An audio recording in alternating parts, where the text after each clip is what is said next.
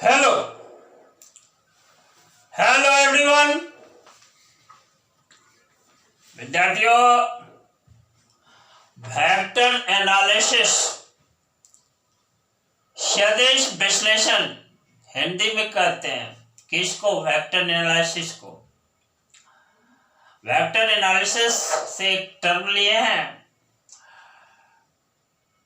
Term जो है ना, वह सामने लिखा हुआ condition for collinearity of two vectors. दो वेक्टर्स के कोलिनियर होने के लिए क्या कंडीशन है, क्या शर्त है, उस पर डिस्कस करने जा रहा हूं। तो देखो, लिखा हुआ है बोर्ड पर कंडीशन फॉर कोलिनियरिटी। देखो, लेट कर लेते हैं कि टू वेक्टर्स आर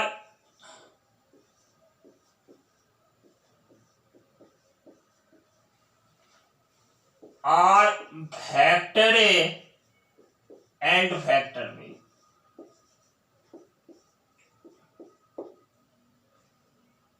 यही दो वेक्टर्स हैं, एक वेक्टर ए है और एक वेक्टर बी है, और ये दोनों वेक्टर्स कॉलिनियर है। तो आपको पिछले क्लास में सिखाया था कि दो वेक्टर्स यदि कॉलिनियर है ना, तो एक स्केलर क्वांटिटी लैम्डा है जो नॉन जीरो है। ध्यान रखो, there exists a lambda which is non-zero scalar। देखो, लैम्बडा नॉन जीरो स्केलर है,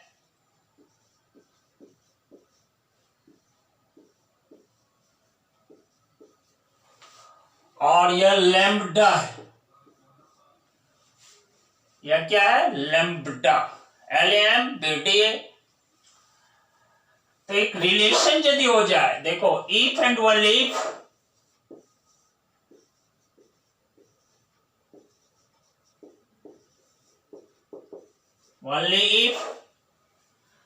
वेक्टर बी, देखो vector B equal to lambda into vector ए।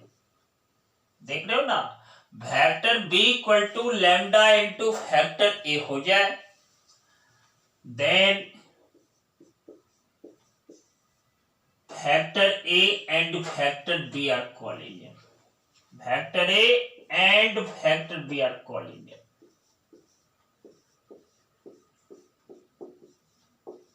जहां लैम्बडा क्या है, लैम्बडा के बारे में बोल ही दिया कि लैम्बडा मेरा नॉन जीरो स्केलर है। याद रखना, लैम्बडा पर कंडीशन क्या है? Lambda is not equal to zero, और रियल नंबर्स है एक्सेप्ट जीरो। इस तरह से vector B equal to lambda into vector A है condition for two vectors to be collinear. दो वेक्टर्स के कोलिनियर होने के लिए शर्त है। अब देखो, now if vector A and vector B are given in component form,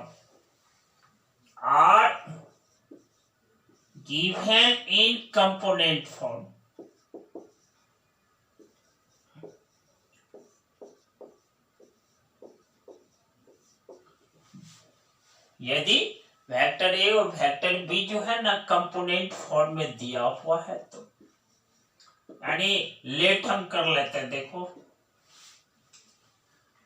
vector A equal to A1 I cap plus, देखो क्या लिखा, A1 I cap plus B1 J cap plus C1 K cap, और vector B को मैं late कर लेता हूं, A2 I cap plus, देखो B2 J कैप प्लस, देखो C2 K कैप। फिर से बोल देता हूं वेक्टर बी को। देखो वेक्टर बी क्या है, A two I cap plus B two J cap plus C two K cap है। अब इस रिलेशन में देखो यहां पर जो लिखा हुआ है vector B equal to lambda into vector A, इस रिलेशन में वेक्टर बी के प्लेस पर ये डाटा और वेक्टर ए के प्लेस पर यह पुट कर देता हूं। फ्रॉम देखो फ्रॉम फर्स्ट मैं लिख डालता हूं फ्रॉम फर्स्ट, तो वेक्टर बी के प्लेस पर लिखता हूं फिर से देखो A two I cap plus देखो वेक्टर बी के प्लेस पर लिख दिया A two I cap plus क्या B two J cap plus क्या C two K cap equal to देखो लैम्ब्डा रखा इनटू क्या वेक्टर ए के प्लेस पे देखो A one I cap plus क्या B one J cap plus क्या सी वन के कैप सी वन के कैप। तो इस रिलेशन से देखो जो ही इक्वेट करते हैं ऑन इक्वेटिंग बोथ साइड्स, जो ही इक्वेट करते हैं देखो तो ए टू इक्वल टू क्या है lambda into A one, A two equal to देखो लैम्ब्डा इनटू ए वन, फिर देखो B two equal to lambda into क्या B one, similarly C two equal to क्या है देखो लैम्ब्डा इनटू सी वन है इनटू सी। इस तीनों रिलेशन से देखो लैम्ब्डा इक्वल टू इस रिलेशन से लोगे लैम्ब्डा इक्वल टू क्या है देखो A two by A one. इस सेकेंड वाले रिलेशन से देखो लैम्ब्डा इक्वल टू क्या है B two by B one. Similarly देखो लैम्ब्डा इक्वल टू इस रिलेशन से देखो C two by C one. इस तरह से A two by A one भी लैम्ब्डा है ने और B two by B one भी लैम्ब्डा है और C two by C one भी लैम्ब्डा है। यानी इस रिलेशन से हम पाते हैं therefore A two by A one equal to देखो B two by B one equal to क्या C one C two by C one equal to lambda. यही हम इस रिलेशन से पाते हैं। यह हमारा कंडीशन हो जाता है कि फॉर टू वेक्टर्स के कॉलिनियर होने के लिए, दो वेक्टर्स के कॉलिनियर होने के लिए यही मेरा कंडीशन है। तो एक बार मैं रिपीट कर देता हूं, दोहरा देता हूं इस कंडीशन को। If A two by A one equal to B two by B one equal to C2 by C1 equal to lambda, then these two vectors are collinear to collinear। कौन दो वेक्टर्स वेक्टर बी और vector A. और lambda के बारे में आप समझ चुके हैं कि यह नॉन जीरो स्केलर क्वांटिटी है, बिलोंग्स करता है रियल नंबर में। और इस तरह से इसको लैंग्वेज में आप यह भी कह सकते हैं ये जो दो वेक्टर्स वेक्टर ए और वेक्टर बी है ना, आई कैप जे कैप और के कैप के कॉरस्पॉन्डिंग कंपोनेंट्स जो हैं यदि प्रोपोर्शनल हो जाए तो दोनों वेक्टर्स क्या हो जाते हैं कॉलिनियर हो जाते हैं।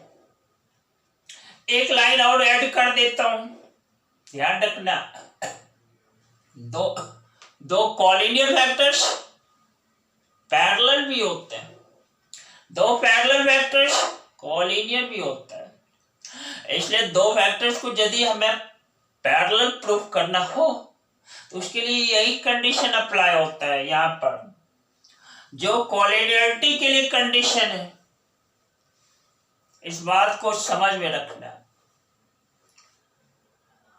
विद्यार्थियों आप ने एक मंजिल पाल रखा है, मैं जानता हूं इस बात को। हर इंसान का एक मंजिल होता है, और ध्यान रखना आप उस मंजिल पर नजर रखना, उसी रास्ता को चुनना जो रास्ता आपके मंजिल तक पहुंचता है, और उन सारे दूसरे रास्ते को छोड़ देना है जो आपको मंजिल की ओर नहीं ले जाता है, भले वो रास्ता कितना ही खूबसूरत क्यों नहीं हो। यह आपकी सफलता के लिए की पॉइंट्स है। और यदि आप ऐसा कर रहे हैं तो आप जुनूनी हैं, जज्बाती हैं, और जज्बात आपको सफलता के लिए तैयार करता रहेगा और आप सफल होकर रहेंगे। इसी के साथ मेरे इस वीडियो को लाइक और शेयर कर डालना, और जो नए बच्चे हो चैनल पर सब्सक्राइब करना नहीं छोड़ना, बेल आइकन दबाना होता है ताकि वीडियो की सूचना मिल जाए। और बच्चों इसी के साथ बहुत सारा धन्यवाद आपको, lots of thanks to you, very good.